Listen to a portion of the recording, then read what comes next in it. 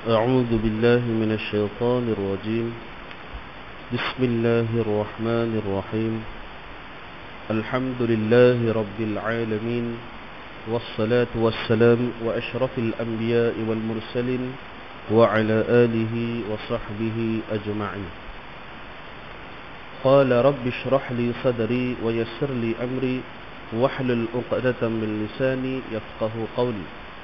سبحانك لا علم لنا إلا ما علمتنا إنك أنت العليم الحكيم ولا حول ولا قوة إلا بالله العلي العظيم. السلام عليكم ورحمة الله وبركاته. Alhamdulillah, syukur kita panjatkan kehadrat Allah Subhanahu wa taala di atas segala kurniaan limpah rahmatnya dan hidayahnya ke atas kita, dapat kita bersama-sama menunaikan salat fardu maghrib berjemaah sebagaimana tuntutan sunnah baginda Rasulullah sallallahu alaihi wasallam. Dan juga dapat kita bersama menduduki sebentar sebuah majlis yang mulia, yaknilah majlis ilmu. Mudah-mudahan memperoleh keberkatan daripada Allah dan juga dikira sebagai amal kebajikan dunia maupun akhirat. Amin ya rabbal alamin. Muslimin muslimat yang dirahmati Allah, pada malam ini kita akan menyambung pengajian kita pada muka surat 39, yaknilah pada menyatakan kelebihan Bismillahirrahmanirrahim, yaknilah bab yang ketiga. Qala an-nabiy sallallahu alaihi wasallam, ما من عبد يقول بسم الله الرحمن الرحيم إلا ذاب الشيطان كما يذوب الرصاص على النار. Sabda Nabi sallallahu alaihi wasallam, tiada daripada seorang hamba yang berkata Bismillahirrahmanirrahim melainkan hancurlah syaitan seperti hancurnya timah di atas api. Dan daripada Atha' ibnu Jarir berkata ia, tak kala turun Bismillahirrahmanirrahim, lari segala awan kepada masyriq dan diam segala angin dan bergerak-gerak laut dan menanti segala binatang, mendengar dengan telinganya dan direjam segala syaitan daripada langit, dan bersumpah Allah Azza wa Jalla dengan kebesarannya, tiada disebut akan namanya atas penyakit melainkan disembuh akan dia, dan tiada disebut akan dia atas suatu melainkan diberkahkan padanya. Di dalam hadis yang keduanya ini memberitahukan kepada kita berkenaan dengan fadilah membaca Bismillahirrahmanirrahim, yang membawa makna dengan nama Allah yang Maha Pengasih lagi Maha Pemurah, yang Maha Penyayang lagi Maha Pemurah. Maka bila mana seseorang Islam menyebutkan Bismillahirrahmanirrahim sebelum melakukan sesuatu, maka syaitan yang ditugaskan untuk mengganggu kehidupan sehariannya, maka syaitan ini akan dilelehkan oleh Allah, namun bukan bermakna mati. Syaitan ini dia tidak mati, diberikan oleh Allah akan usianya hidup sampai hari kiamat. Cuma asbab dengan bismillah menjadikan dia cacat, sama ada buta, sama ada tempang, sama ada hilang anggotanya dan sebagainya. Itu antara fadilah bila mana kita membaca bismillah sebelum melaksanakan sesuatu perkara. Dan disebutkan juga oleh Atha' ibnu Jarir bahawa bila mana membaca bismillah sebelum melakukan sesuatu, yang mana tujuan pada sesuatu itu adalah tujuan yang baik, maka Allah Ta'ala akan memberikan keberkatan dan dijauhkan urusan tersebut daripada campur tangan syaitan la'natullah. Sama ada untuk kita tidur, sama ada untuk kita pergi mandi, sama ada kita nak pergi berak, sama ada kita nak makan. Syaitan ini dia boleh sentiasa melihat kita. Dalam surah Al-A'raf, Allah Ta'ala menyebutkan berkenaan gangguan-gangguan kepada Nabi Adam alaihissalam dan juga kepada seluruh umat manusia. Surah Al-A'raf ayat 27. Ini sahih dah lah.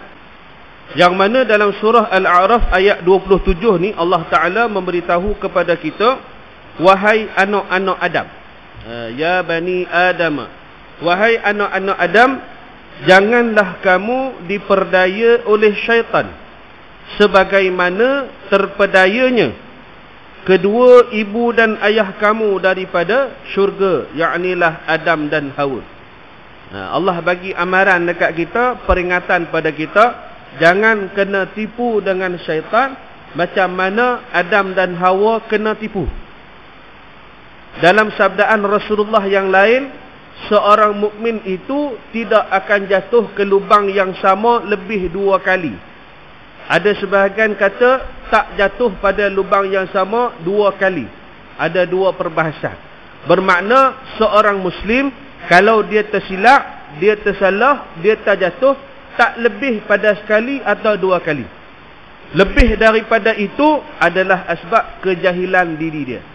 Tidak lagi diampunkan oleh Allah kalau berlaku sekali lagi. Sebab kita orang Islam, Nabi sebutkan bahawa bila mana kita melakukan satu dosa dan kesalahan pada 2 keadaan, dosa tu Allah tak kira. Iaitulah yang pertama, dosa tersilap. Yang kedua, dosa dipaksa. Contohnya minum arak ataupun makan babi. Ada sahabat saya, dia ni dulu kerja dengan syarikat donation yang jenis daftarkan untuk menderma ni. Dia donation untuk buah pinggang. Jadi antara tugas dia adalah pergi merata tempat. Salah satu yang dia pergi hari itu adalah Sarawak. Bila mana dia berhenti di satu tempat, tempat tu kedai makan. Dekat kedai makan tu ada 2-3 biji restoran. Tempat duduk tak diasingkan, susun sama semua. Macam dekat apa nama ni, R&R tu. Duduk mana-mana pun tak apa. Tak ada istilah kalau ni kedai awak duduk depan ni, tak ada. Jadi dalam keadaan begitu, dia duduk di satu kedai tu, kedai orang Islam, kedai yang jual makanan halal. Di utara Malaysia, dalam Sarawak. Cuma sebab Sarawak ni banyak etnik dan orang bukan Islam, Kristian dan sebagainya. Jadi ada satu kali tu ada orang dia ambil order. Dia ingatkan daripada kedai yang dia duduk tu. Dia tanya apa ada, kawan tu pun kabur apa ada. Last sekali dia kata, bagi saya mi kari satu. Jadi dia pun makanlah mi kari. Makan, tak rasa apalah. Makan sampai habis. Masa nak bayar tu, kedai tu kata, kami tak jual mi kari. Sudah. Masa nak bayar tu, kedai tu kata, yang jual mi kari kedai ni, kedai Cina. Bila mana ditanya apa bahan dalam tu, antaranya daging babi dan lemak babi. Maka dia kata, punggah kata. Makan sedap dah, telan dah, lagu mana? Jadi adakah dia berdosa? Dia tak berdosa, kira nikmat je lah. Dapat merasa kesedapan daging babi. Cumanya lepas pada tu kebang tekak lah cerita dia. Nak tidur malam tak boleh. Jadi kalau menurut pada hukum fiqah, lagu mana nak buat ni? Tadi pada hukum dosa tak dosa, memang tak dosa. Tapi masuk hukum fiqah nak buat lagu mana? Takkan nak telan yang sama. Cara dia adalah ambil air tanah, bukan tanah saja, ambil air tanah, kumuk ayak tanah tu 1 kali. Ambil tanah, buh dalam cebok, kacau, ayak tanah tu kumuk 1 kali, lepas tu basuh lagi dengan 6 kali ayak mutlak. Kumuk ayak mutlak pula. Maka hukum dia telah pun menjadi suci mulut dia. Tapi jangan telan. Dia kata nak suci pakai perut, telan terus. Jangan buat pasal. Itu pada hukum fiqah. Kalau tersilap makan benda yang haram, seperti anjing dan babi. Kalau minum arak tak payah samak lah. Contoh dia pergi ke satu tempat, satu kedai. Ni pun berlaku pada sahabat saya juga. Dulu masa kami mengaji di belah Kuala Lumpur dulu, Nah, kadang budak-budak pondok ni pun nakal, ada kadang-kadang nakal juga.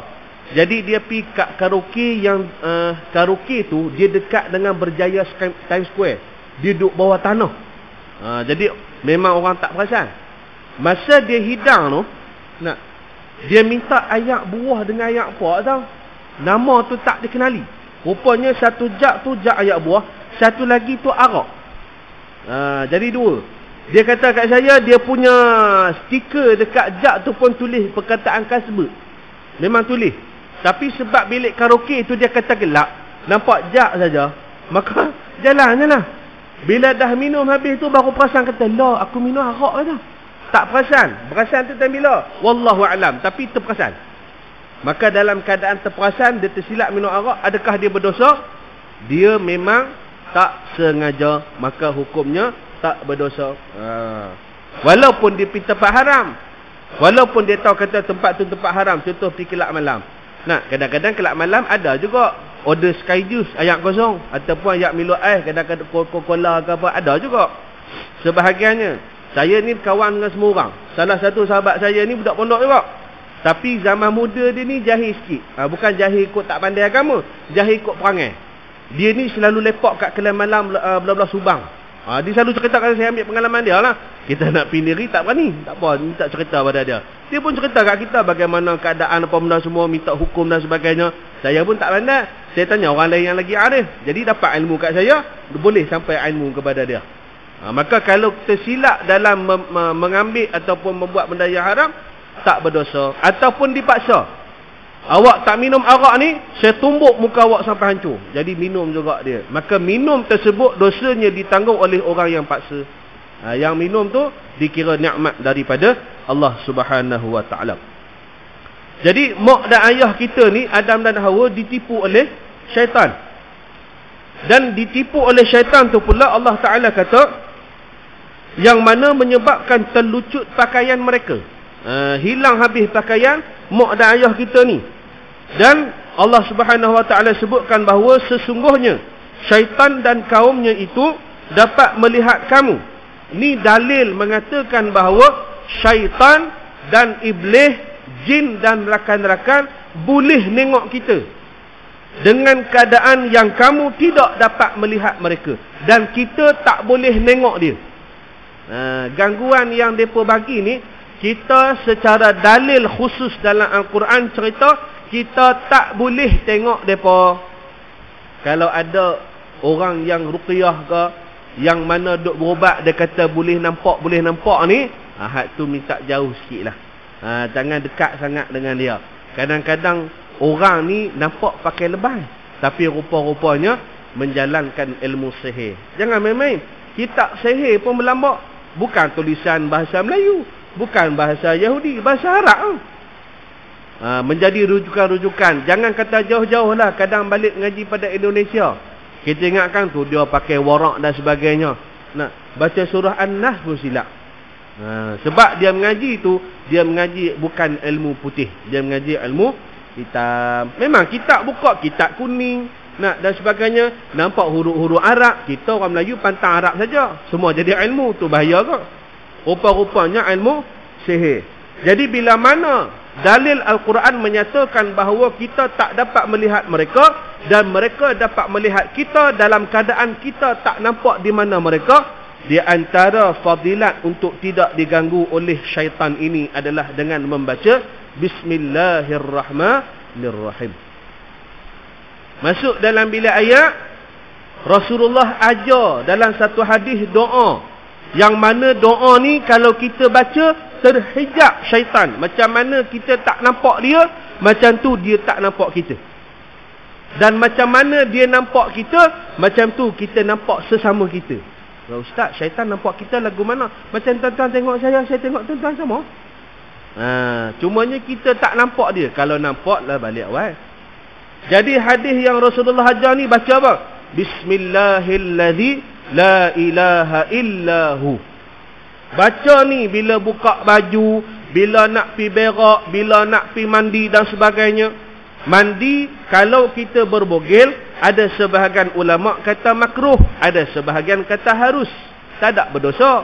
Cumanya lebih selesa kalau buka semua, senang nak cuci atas bawah, dalam dan luar. Senang. Nak.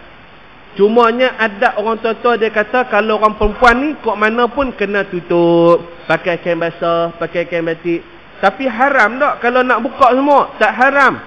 Yang jadi makruh tu pasal makhluk lain boleh tengok. Ada cicak, ada lalat, ada nyamuk, ada jin dan syaitan dia boleh tengok. Maka fadilat dia sebelum masuk bilik ayat baca bismillahilladzi la ilaha illahu. Dah ustaz 40 tahun hidup baru tahu. Maknanya 40 tahun diintai oleh syaitan. Bila mana diintai oleh syaitan, berkenan pula. Tu dia panggil jin arsyid. Jin arsyid ni dia adalah satu jenis jin yang mendampingi seseorang atas dasar kasih sayang. Dia jadi kasih sungguh. Yang mana kesan dia kepada orang tu adalah orang lain jadi tak boleh nak kawan dengan dia. Dia akan membuatkan orang lain sentiasa rasa benci, sentiasa rasa meluat dengan dia. Dan dia ni manusia yang tak ramai kawan.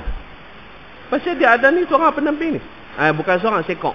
Maka sekok ni sampai satu tahap, kawan tu besok nak nikah pun dia kacau. Pernah satu kejadian, satu pesakit.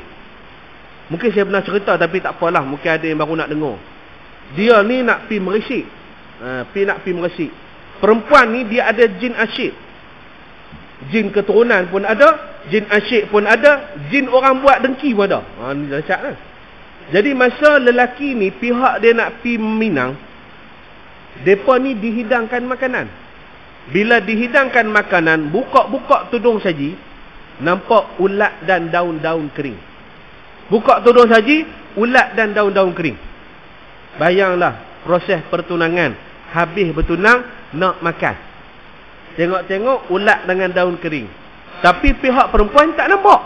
Yang nampak ni pihak lelaki je. Menjadi satu keaiban tak? Aib. Ada yang balik, ada yang muntah, ada yang tak makan, ada yang makan juga. Macam-macam. Padahal benda tu memang mi, benda tu memang nasi, benda tu memang ayam. Hakikat dia memang ayam dah. Tapi dikaburi supaya nampak benda tu kotor. Ni perangai jin, dia bagi silap mata. Kita jadi silap tengok, jadi silap pandang. Maka penting atas kita setiap kali apa yang kita nak laksana. Contoh, bahkan kalau nak berjimak sekalipun, lupa doa jimak. Jannabni, jannabna, apa dia tahu. Lupa doa jimak. Tapi dah bergetar dah badan ni. Nak tengok Google doa, memang tak ingat dah lah, duk bergetar dah badan ni. Maka bacalah bismillah. Baca bismillah. Dengan nama Allah. Bismillahirrahmanirrahim. Tak ada masalah. Lepas tu jalan. Apa sahaja. Tak kira apa jenis perbuatan. Masuk masjid tak ingat doa. Kita ni secara asal selesai buat alhamdulillah, baru nak buat bismillah. Tu je asal dah. Kalau kita tak ingat doa-doa yang khusus, tak ingat doa pakai baju, tak ingat doa tengok cermin, tak ingat doa keluar masjid, tak ingat doa masuk tandas, dia jadi lupa serta-merta. Dialah nak terberak tak dah. Dah meleleh dah kok bungkuk tu, lepas tu baru nak ingat doa, memang tak ada lah. Jadi hak paling kita hafal bismillahirrahmanirrahim. Lepas tu masuk. Jangan baca kat dalam. Ada sebagai tengah duk lendeh, bismillahirrahmanirrahim. Sebut nama Allah dalam tandas, tak boleh lah. Sebut itu adalah selepas atau sebelum. Dalam tandas haram berzikir dan haram menyebut nama Allah.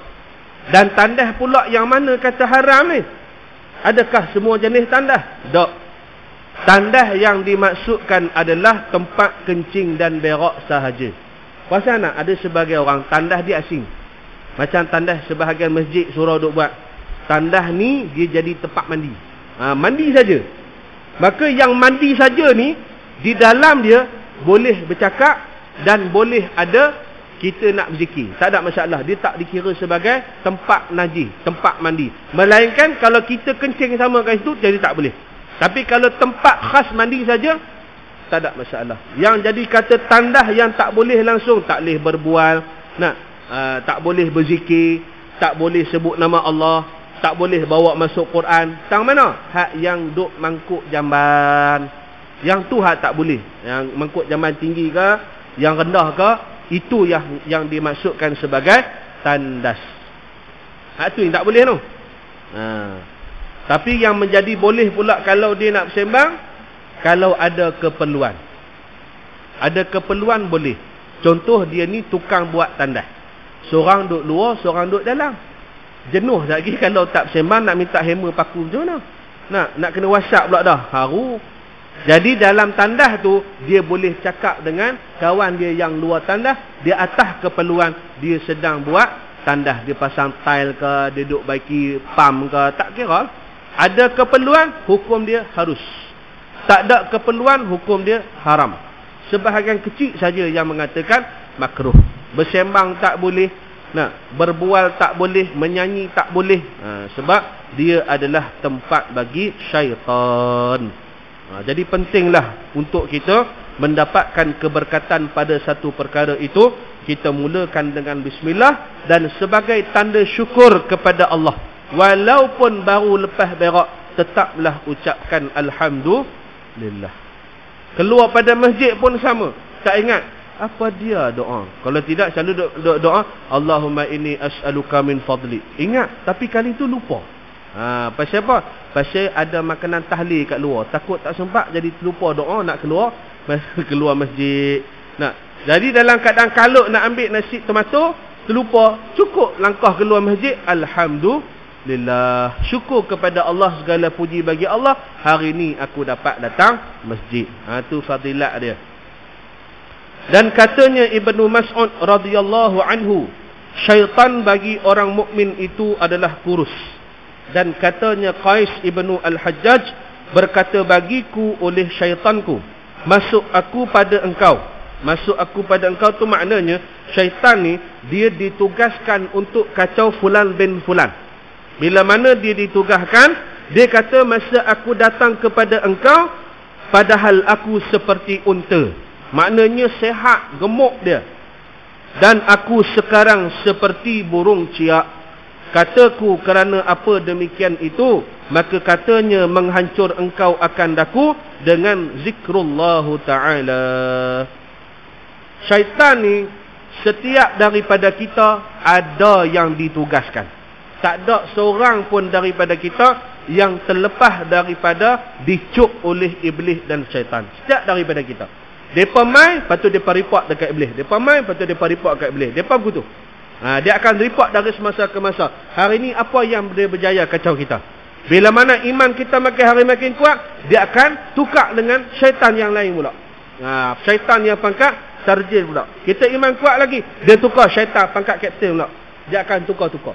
Lebih tinggi iman seseorang, syaitan itu akan didatangkan dengan lebih hebat lagi. Gangguan itu akan lebih dahsyat lagi. Maka bila mana dia datang kat kita, dia datang tu dalam keadaan dia ini sihat wal afiat. Tapi bila mana dia balik ke sana, ditukarkan tugas, dia balik dalam keadaan menjadi kecil dan menjadi lemah.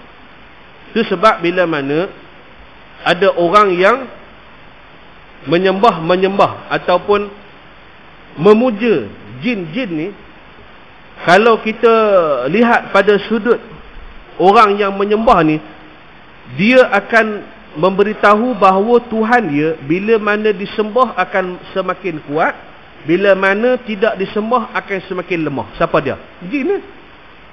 Sedangkan Allah Ta'ala disembah tak bertambah kuat, tak disembah ataupun derhaka tak bertambah lemah. Begitulah Allah dengan sifat dan iradatnya. Allah Ta'ala tak terkesan sekupang daripada kita dengan ibadah atau derhaka. Allah tak terkesan. Tapi Tuhan yang disembah, Tuhan palsu ni, iaitulah jin dan syaitan, mereka disembah oleh orang-orang kafir, yang mana akan menjadikan mereka semakin hari semakin kuat. Lagi banyak dipuja, lagi kuat. Hak tu yang kadang ada sebahagian orang dia kata apa? Wih, kalau jin Thailand jangan buat main no.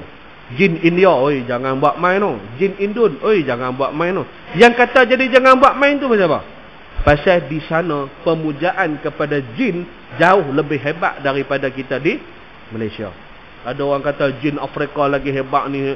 Dia memanglah. Sebab setiap bangsa ni dia ada bangsa jin. Dan jin tersebut kekuatannya bergantung kepada bangsa tersebut mengharapkan bantuan daripada dia.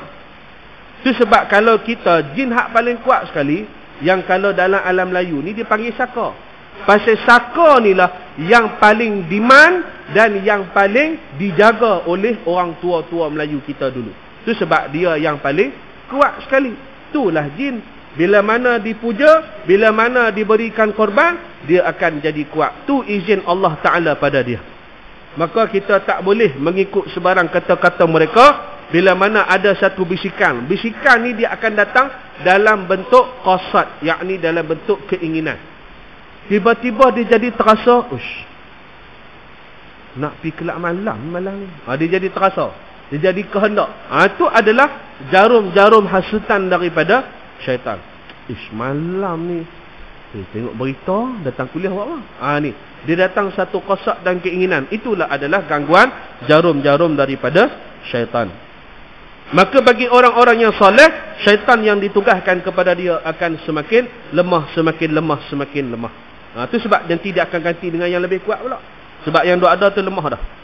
Dan sabda Nabi SAW, tiada ditolak akan doa yang dimulai dengan Bismillahirrahmanirrahim. Allah Ta'ala tak pernah menolak doa-doa hambanya yang Islam. Ud'uni astajib lakum, kata Allah. Kamu berdoa kepada aku, maka pasti aku akan kabulkan. Tu janji dari Allah. Yang menyebabkan janji tersebut tidak lagi sampai kepada kita adalah mungkin asbab daripada amalan kita sendiri. Amalan dia yang menyebabkan doa tu masih tersangkut. Dan terkadang-kadang menyebabkan perlu kepada doa orang lain. Itu sebab kita sesama Islam jangan sombong. Kita perlukan sesama kita. Contoh, ada kala kalau saya berdoa, awak tak dapat-dapat lagi ni. Minta banyak kali dah. Usaha banyak kali dah. Tapi tak dapat-dapat. Maka minta doa orang lain. Minta berkah doa orang. Bila minta doa orang, tiba-tiba, jadi. Dan bila mana jadi, kita jangan ingat kata doa kita. Tu sebahagian orang dia sombong, dia ingat yang dia doa tu tak. Kadang-kadang berkah daripada orang lain. Walaupun orang lain tu dia tak doa, kadang-kadang dia tolong amin saja. Amin dia tu lebih berkah daripada doa kita. Allah Ta'ala lebih suka amin dia daripada doa kita. Maka menyebabkan doa tu termakbul. Dan bagi orang yang membaca nama Allah di hadapannya, doanya tidak akan ditolak. Pasti dan pasti akan ada yang diberikan oleh Allah, sama ada bentuk yang dia suka ataupun bentuk yang dia tak suka. Dan sabda Nabi SAW, bahawasanya umatku datang mereka itu pada hari kiamat dengan berkata Bismillahirrahmanirrahim. Maka beratlah kebajikan mereka itu pada mizannya. Maka berkatalah segala umat yang lain. Umat lain ni dia hanya akan melihat dulu. Sebab umat Muhammad ni yang first kali. Jadi umat lain ni termenung tengok umat Muhammad masuk syurga, masuk neraka, masuk syurga, masuk neraka. Mereka duk tunggu lagi, queue lagi. Maka mereka pun berkata, apa yang memberatkan timbangan umat Muhammad? Maka berkatalah segala anbiya mereka. Nabi Ibrahim cakap kat umat dia, Nabi Nuh cakap kat umat dia, Nabi Ismail cakap kat umat dia, adalah umat Muhammad sallallahu alaihi wasallam. Permulaan kalam mereka itu ada 3 nama daripada sekalian nama Allah, dan dihantarkan segala kejahatan makhluk sekaliannya di dalam satu daun neraca yang lain. Nescaya berat kebajikan lagi mereka itu. Dengan menyebut Bismillahirrahmanirrahim, memberatkan kepada amalan kebajikan. Di sini kita faham bahawa bukan masa dia datang tu, dia menghadap pada mizan tu, tiba-tiba dia baca Bismillah. Bukan. Dia datang dengan Bismillah dia. Itu makna dia. Bukan masa tu baru nak baca. Tak guna dah. Masa tu baru nak baca, masa tu baru nak zikir, masa tu baru nak ingat Allah Ta'ala, tak berguna. Yang dimaksudkan di sini adalah mereka datang tu, mereka baca tu adalah dengan bacaan mereka di dunia dulu. Kalau di dunia tak pernah baca bismillah, ketika itu tak boleh baca bismillah. Kalau di dunia dulu tak semayang, di akhirat tak boleh rukuk kepada Allah. Dia jadi berdiri tegak, dia nak rukuk tu tak boleh. Ni dalam hadis lain sebut. Bila mana sekalian umat yang lain merukukkan diri mereka pada Allah, ada sebahagian tak boleh. Pasal mereka masa kat dunia tak semayang. Maka yang ada di sini, yang kata dia sebut bismillah, bukan baru nak campur pahala dah. Dia baca bismillah yang dia pernah baca dulu, dan bacaan yang dahulu menyebabkan berat timbangan dia yang akhirat. Itu makna dia. Jadi bila mana beratnya asbab daripada bismillah, maka kalaupun letak sekalian dosa dalam timbangan yang satu lagi, yang ada bismillah itu jauh lebih berat. Di antara zikir yang memberatkan mizan lagi adalah dengan kita bertasbih. Sama ada tasbih subhanallah ataupun tasbih penuh. Subhanallah walhamdulillah wala ilaha illallah wallahu akbar. Mana-mana. Itu antara amalan-amalan dan zikrullah yang boleh memberatkan mizan. Sedangkan pada umat yang lain, dia tak ada kelebihan ni. Hanya ada pada umat Nabi Muhammad sallallahu alaihi wasallam. Tu kelebihan menjadi umat Rasulullah. Sebab hanya Rasulullah sahaja yang akan menjadi rasul yang mampu memberikan syafaat kepada umatnya. Nabi yang lain tak ada. Nafsi-nafsi. Aku urusan aku, kamu urusan kamu. Jangan kata manusia, Nabi-Nabi pun semua tunduk, tak berani kepala ke atas. Tak ada siapa berani kepala duduk atas. Semuanya tunduk. Hatta Nabi-Nabi sekalipun. Sebabnya malu dengan Allah. Rasulullah pun nak minta dengan Allah masa tu, bukan minta doa ke atas dah. Rasulullah nak minta supaya dibuka dibukakan mizan tu, supaya mahkamah Allah ni bermula. Rasulullah sujud lama, sehingga kan Allah Ta'ala minta Rasulullah angkat kepala, maka aku tunaikan kata Allah. Rasulullah sujud ke bawah, bukan minta ke atas. Malu dengan Allah ketika itu. Kita yang lain ni memang tunduk lah. Tak kira lah dulu dia sultan ke, dia menteri ke, dia OBJ ke, tak kira lah dia siapa pun, sama-sama akan menundukkan kepala. Di atas dunia ni bolehlah nak dengok-dengok, tapi di negeri akhirat semua akan tunduk kepada Allah. Dan sabdanya, dan menjadi Allah Ta'ala akan ayat ini menyembuh daripada tiap-tiap penyakit, dan menolong bagi tiap-tiap ubat, dan mengkayakan daripada tiap-tiap yang papa, dan menutupi daripada neraka, dan aman daripada telan bumi, dan daripada diubahkan kepada rupa binatang, dan daripada dituduh orang selama berkekalan mereka ini membaca akan dia. Ni satu hadis ni, setahu saya yang saya baca, hadis ni dhaif, tapi boleh diamalkan. Yang mana bila mana kita baca bismillahirrahmanirrahim, kalau dia sakit, sunnahnya tempat yang dia sakit tu dia pegang. Dia pegang, kemudian dia baca 3 kali bismillah, bismillah, bismillah. Lepas tu doa lah. Ada satu doa khas, tapi kalau tak ingat, tak ada masalah, boleh doa sendiri. Contohnya dia pegang, dia sakit kepala, migrain belah kanan, maka dia pegang bismillah, bismillah, bismillah, ya Allah sembuhkanlah sakit migrain aku ini. Cukup lah. Maka asbab daripada itu, insya-Allah nanti akan semakin berkurang sakit dia. Itu sunnah Nabi. Bila sakit, pegang tempat sakit, baca bismillah. Dan menolong bagi tiap-tiap ubat. Bila mana orang tu dia buat ubat, jangan yakin pada ubat, tapi yakin pada ikhtiar bahawa ubat itu Allah yang memberikan manfaatnya. Dan bagi orang yang papa, orang yang papa ni adalah orang yang miskin.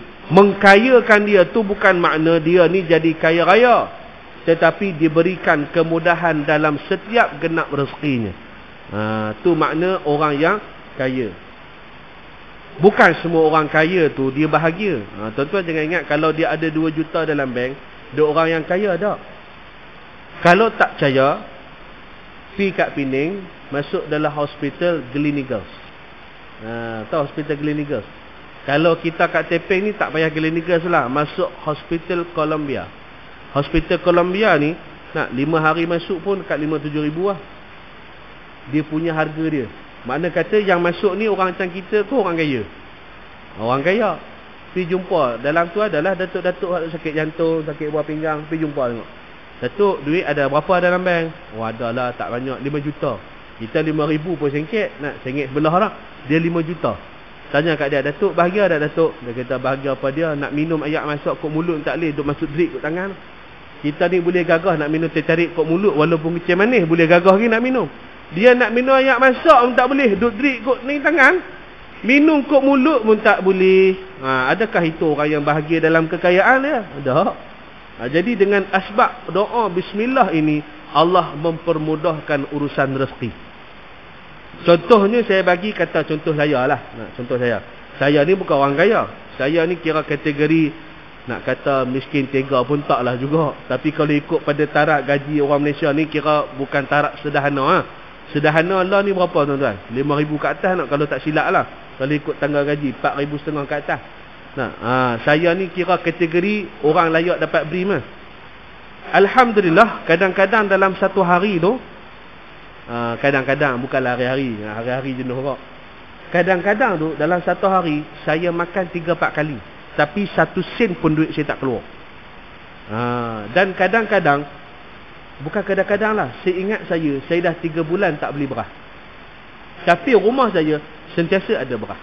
Alhamdulillah. Itu rezeki pada Allah. Saya tak kaya, duit pun tak banyak, tapi rezeki Allah bagi melalui orang-orang soleh.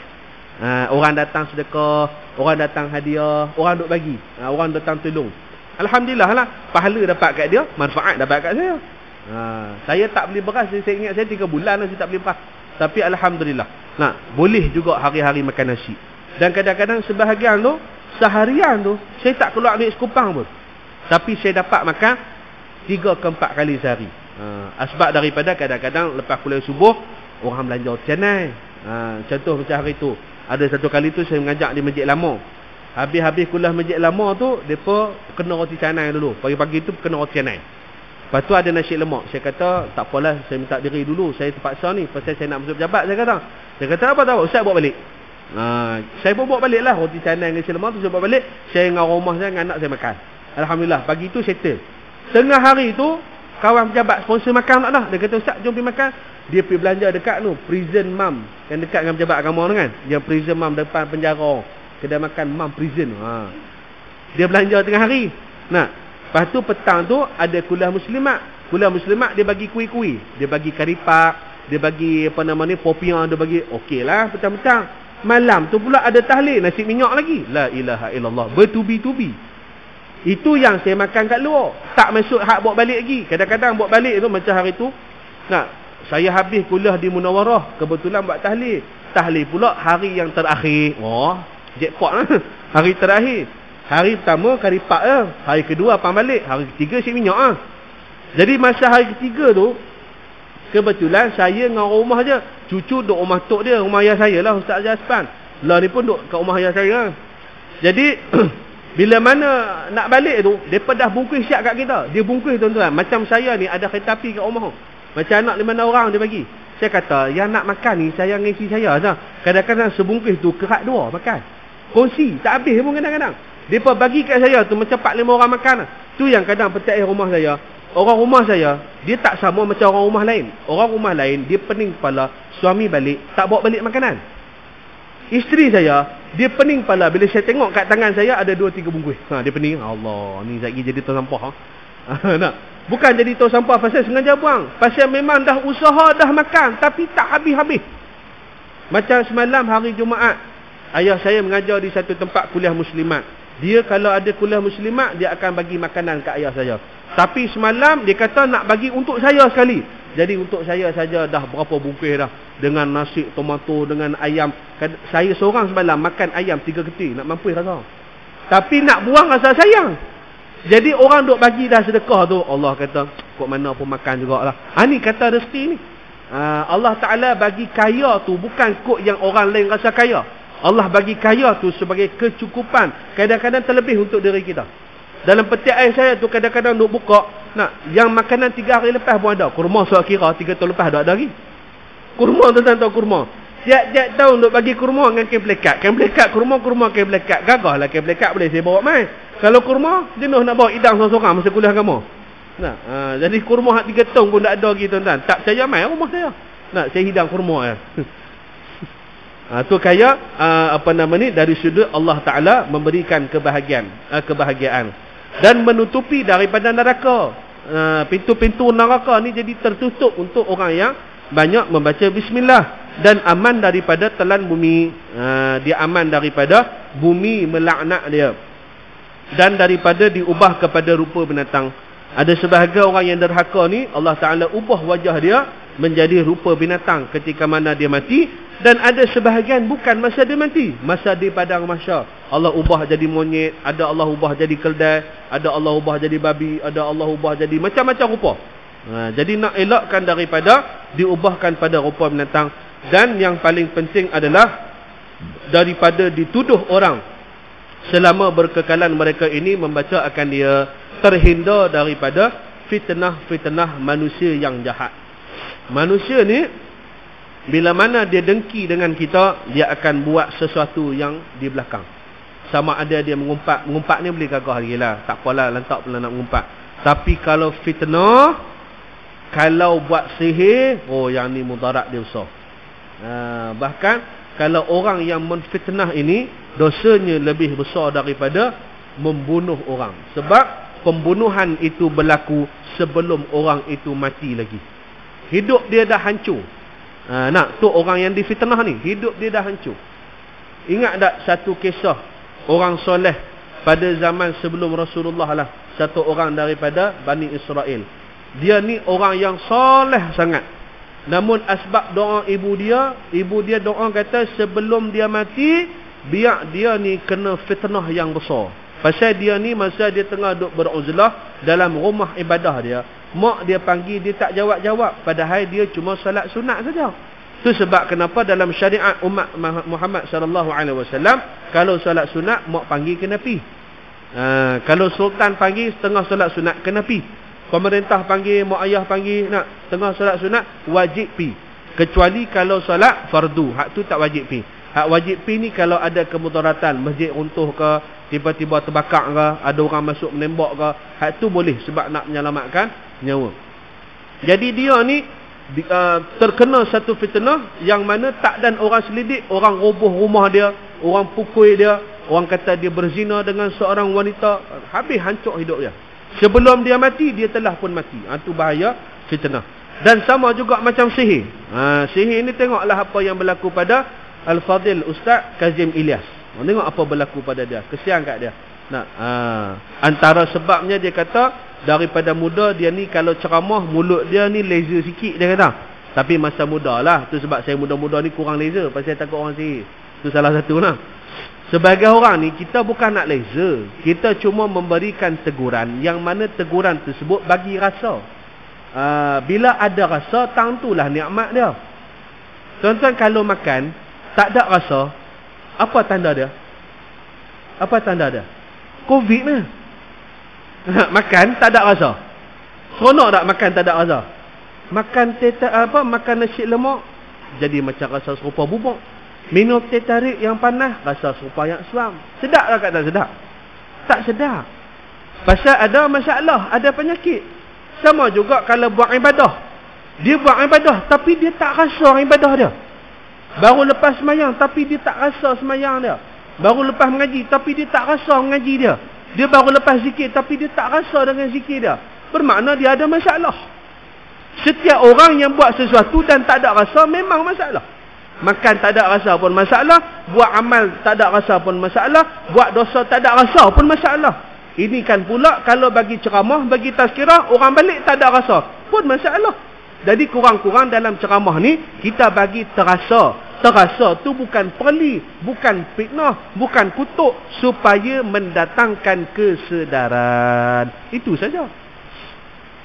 Kadang-kadang dia punya tahap terasa tu sampai macam itulah. Dia sihir terus. Tok guru yang mengajar wal'iyadzubillah. Tuan-tuan doa lah. Tak ada orang sihir saya pun boleh. Takut jugalah nak terkena dengan benda-benda sihir ni. Kita tak boleh nak jangka. Nak lah sekali kena santau. Tapi tu bukan kena santau pasal laser. Pasal tak mau kat anak dia. Lu muda-muda hisam. Jadi ada seorang ni dia nak dengan anak dia. Tak mau. Ni dulu hisam pun jual mahal kok. Jadi dalam keadaan dia jual mahal tu, kawan tu geram. Jadi geram-geram tu, dia ni suka bagi makanan. Iyalah kadang ustaz nak orang duduk bagi makan apa semua kan. Makanan yang dia bagi tu ada santau. Lu pernah lah kena sekali. Saya ni harap-harap dengan jadi harap-harapnya dengan kita baca bismillah ni, tak kenalah dengan santau. Kita terlupa kot. Terlupa baca bismillah, tak tahulah, saya pun tak tanya. Tapi biasa bagi orang yang baca bismillah ketika mana nak makan, insya-Allah dia takkan mudarat dengan Allah SWT dengan racun-racun yang ada. Dalil dia mana? Dalil dia sahabat Nabi SAW, Khalid ibn Walid. Tuan-tuan kenal? Khalid ibn Walid ketika mana dia membantu tentera Sa'ad bin Abi Waqqas ketika mana menakluk Parsi, ataupun dikenali sebagai perang Qadisiyah yang berlaku sekarang nama dia Iraq. Jadi semasa perang Qadisiyah berlaku, berkecamuk dengan sangat hebat. Bila mana tentera Abu Ubaidah Al-Jarrah dan juga tentera Khalid ibn Walid telah pun selesai dengan Rom, mereka pusing ke Parsi. Bila mereka pusing ke Parsi, mereka tolong sampai Parsi jatuh, sampai Parsi kalah.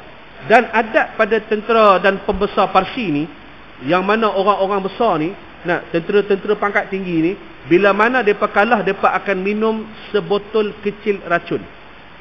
Tu adat dia, supaya konon-konon tak kena seksa, tak kena bagi tahu maklumat, begitulah. Jadi bila mana dia tangkap seorang pembesar, ada sebahagian riwayat kata seorang ratu, tapi kebanyakan riwayat kata pembesar, ditangkap oleh Khalid ibn Walid. Bila mana ditangkap dalam keadaan baru nak minum, yang lain dah mati minum dah, dia tak sempat nak minum, duk ragu-ragu, nak minum tak nak minum, nak minum tak nak minum. Dalam keadaan ragu-ragu tu kena tangkap dengan tentera Islam. Bila kena tangkap, Khalid tanya, tu apa dia? Dia kata, ini adalah racun yang paling ampuh di Parsi. Tak ada yang lagi ampuh daripada ni. Racun lain, minum, tunggu 2-3 minit, baru berbuih mulut mati. Tapi kalau hak ni, jangan kata minum, sisip tak dan sesaat, mati serta-merta. Punya dahsyat. Khalid bin Walid gelak dia kata. Yang bagi mati Allah, yang bagi hidup pun Allah. Dia ambil racun tu, dia minum sampai habis. Dia minum sampai habis, dan dia tak mati-mati. Sebab sebelum tu, dia baca, Bismillah. Dia yakin dengan izin Allah bahawa yang bagi mudarat Allah, yang tak bagi mudarat pun Allah. Tuan-tuan jangan duk teh balik minum kelorok pula. Teh kata ustaz kata baca bismillah, jangan duk pasal. Dia buat tu tujuan dakwah. Kita buat jadi bunuh diri, jangan duk pasal. Tapi kalau dicabar oleh tentera Islam, dicabar oleh tentera kafir, boleh. Sebagai nak membuktikan iman kita, boleh. Tak ada masalah. Ada seorang pendakwah Islam di negara mana hari tu, saya tak ingat. Tengah-tengah persidangan tu, dia minum racun dan tak mati. Sebab dia baca bismillah sebagai membuktikan bahawa yang bagi mudarat Allah, yang bagi tak mudarat pun Allah Subhanahu wa taala. Termasuk pada tujuan dakwah sahaja. Luar pada tujuan tu kalau boleh janganlah duk test. Bunuh diri lagi. Elok-elok ada 20 orang, tinggal 19 orang minggu depan. Jenuh saya. Jadi itulah, baca bismillah boleh mengelakkan daripada diri dituduh bukan-bukan. 8 berapa ni? 8.40 dah masuk dah kot dah. Masuk dah. Okey, tak apalah, kita berhenti setakat itu sahaja. Insya-Allah pada minggu yang hadapan kita akan sambung pada hadis Nabi sallallahu alaihi wasallam.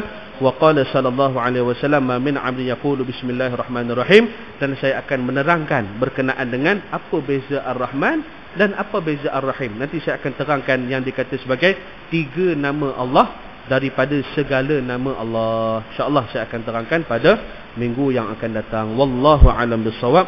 Aqulu qawli hadha wa astaghfirullahal azim li wa lakum wa lisairil muslimin wal muslimat fastaghfiruh innahu huwal ghafurur rahim.